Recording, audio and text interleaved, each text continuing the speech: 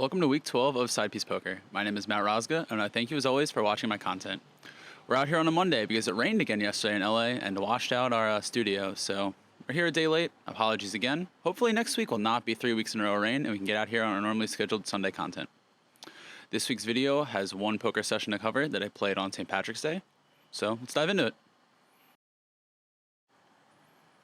As I mentioned, this week's poker was played on Friday, 3/17. Shout out my mom. Happy birthday to her. Her birthday is on St. Patrick's Day, and I hope she had a wonderful birthday. So Friday is when we played. I played for around 2 hours before some St. Patrick's Day festivities. And you ready for this? Ready for this profit? I made $1. Here is a picture of my chips. It was a grueling 2 hours, and honestly, as you'll see in the next segment, that $1 is a pretty huge win. So let's break down the session. The session started off hot, honestly, on my, I think it was second hand, I get ace-jack offsuit, and I scoop, like, a decent-sized pot. Not a notable hand, but, I'm up, maybe $40 right off the bat. Sick. And when I tell you for the next hour and 20 minutes, I didn't connect with the board, So I wasn't card dead. I was getting a lot of suited aces, suited kings, raising them up maybe $20. Middle pocket pairs, and then just nothing. Not even close. I'd get ace 10 of hearts, and the board would become all clubs and spades. I would get it the other way around, and it would be all red. Just nothing for an hour and 20 minutes. And so, I thought I played well. In line of don't be a dumbass, I wasn't going to try to bluff off someone's stack when I connected with nothing. The one frustrating one is I got queen, jack of spades, and the flop comes queen, jack, 6, but it's all hearts. And then the turn comes a deuce of hearts, so I lost maybe $50, $60 on that hand.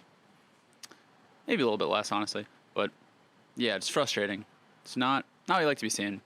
So where it turns around is I'm down to around legitimately $85 in my stack. So we're not doing good. The luck of the Irish is just not there. But it turns around a little bit. I get ace queen of diamonds. There's, I think, a raiser before me. Yeah, I think someone raises it up to $30. There might have even been a caller in there. But then I go all in for 85. The gentleman next to me who'd been raking up some money calls with ace 5 of hearts. And the run out's clean. So I double up, scoop a nice little bit there, get a lot of my money back. And then maybe 15, 20 minutes later, I get the rest of it back and I get pocket jacks. And he folded to my flop, or after the flop bet.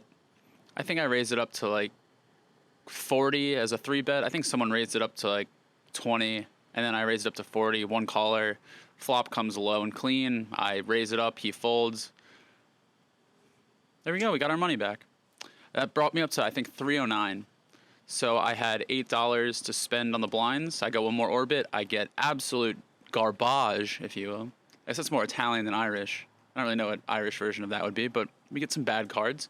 We fold around and we leave with our $1. So here's my chips. That beautiful blue chip right there is my $1 profit. I'll consider that a win. I was down. I thought I was going to go home in the red and keep the streak going, but turned it around. The start of a win streak starts with this video, and hopefully next week, lucky week number 13, will be good. I don't think in the beginning of the video I said where I played. I said last week I was going to go to Hollywood or to the bicycle casino in LA, but when I looked Friday after work, traffic was over an hour, and I wasn't doing that. So I went to Hollywood Park again, bought in for my usual $300. Sometime soon, maybe if I get a day off of work or something, I'll go check out the bike. But sitting in an hour's worth of traffic just to sit some more does not sound the best right now. Maybe it's a little rough sounding. I'm lucky to live close to a casino, but I'm gonna keep going to that if the traffic's bad. So that's this week's poker recap. Let's dive into the next segment.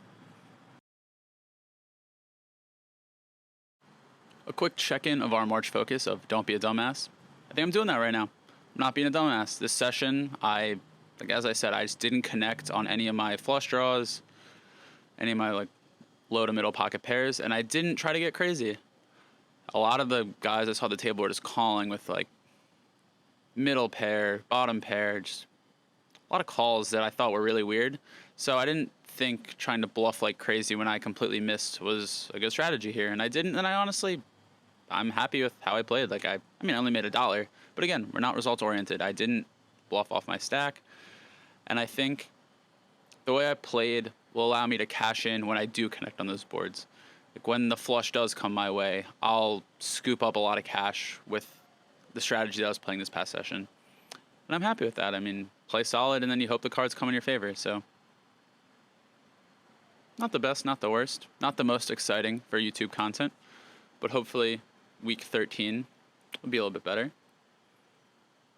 Yeah, so that's the March focus. Just thinking in ranges again. My focus now a little bit is where I feel comfortable opening, from which positions, whether that's early position, like how strong I want to open with, or late position, how strong I want to open with.